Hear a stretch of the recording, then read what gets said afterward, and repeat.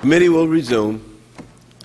May I remind the witness that he is still under oath. At this time, I yield 5 minutes to the gentlewoman from California, Ms. Diane Watson. Thank you, Mr. Chairman, and thank you, Mr. Lewis, for enduring all of this time. And in your testimony, you stated that 9 days after the shareholders vote approving the merger, you became aware of significant accelerating losses, the MAC at Merrill Lynch, raising concerns that the Bank of America might want to avoid finalizing the deal due to the revelation of MAC. However, it is difficult to understand how this came as a complete surprise, given reports by the New York Times that shortly after the deal was announced in September, B of A had quickly installed 200 people at Merrill Lynch to thoroughly review their books. Were any of the 200 Bank of America employees responsible for analyzing Merrill Lynch aware of the potential for the $12 billion loss before you allegedly discovered it in mid-December?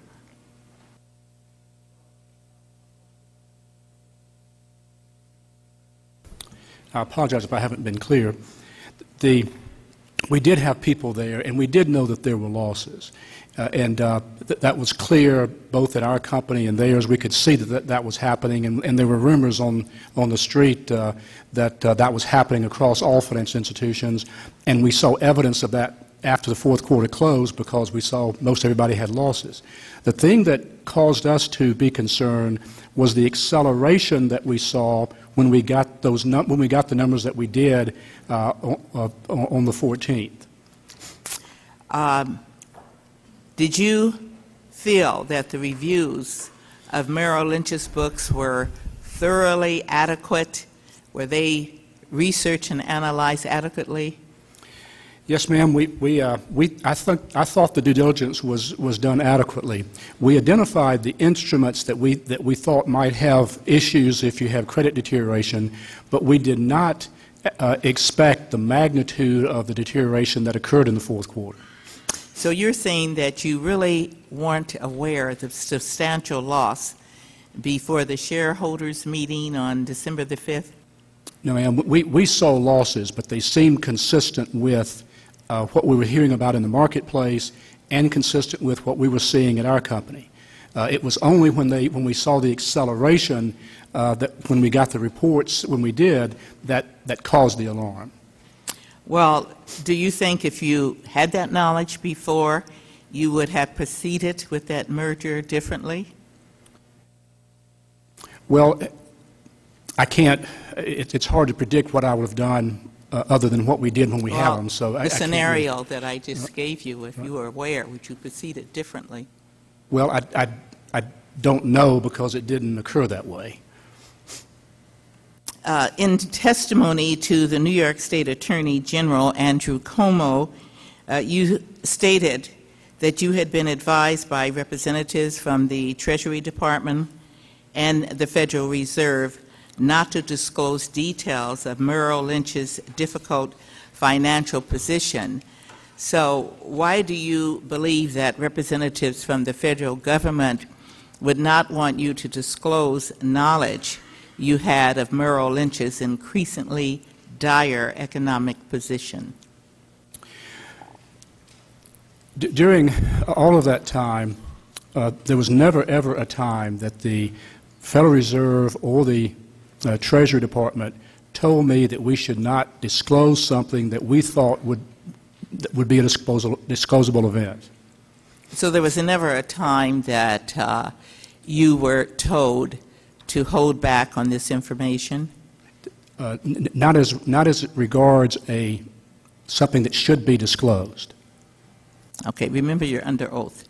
Okay, despite the fact that the plan for a merger was announced on September 15th, 2008, there was no mention of the $20 billion capital injection from the government until January 16th, At what point during the negotiations between the B of A, Merrill Lynch, and the federal government was it determined that this money would be necessary for the merger to be finalized?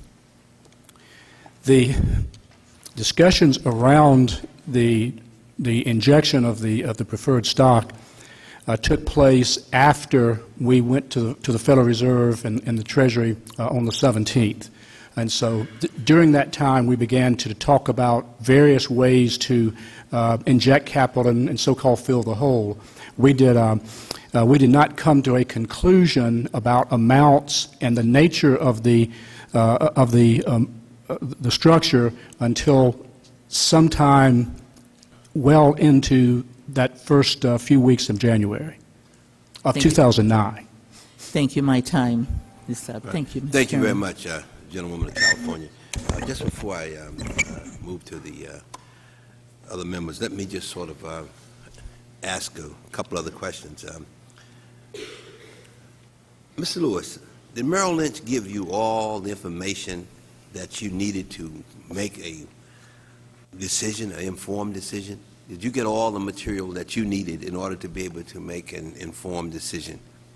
Yes, sir. And, they did. And we, in fact, not only were we looking at the data, but we had an outside firm that had looked at the data before, a company run by Chris Flowers, who was looking at the data alongside of us. And he had looked at their data some time ago, a few months before then, and so they had a very good knowledge of the various instruments and securities. And so we actually had two sets of eyes looking at that. Again, sir, it was not the fact that we didn't identify the securities, it was that we did not expect the credit to deteriorate like it did in the fourth quarter. So do you agree that the decision on whether to proceed with the merger was ultimately yours? Was it yours? Well, it was my recommendation to the board, and it was mine and the board's decision to go forward. Yes, sir. Thank you very much. I understand that we got out of rotation here. I understand it was Mr. Connolly next, and then go back to Mr. Jordan. Okay, Congressman Connolly. I was thinking, didn't you have the? I think it's a follow-up. He has a follow-up. It's up to you. He just has a quick follow-up. No. Then we go. Mr. Jordan has to make. You yield to him. Yeah. I thank my colleague. Briefly, he said. I will be brief. I have to get back to the floor. So I thank my colleagues and I thank the chair. Mr. Lewis, if you look at the minutes.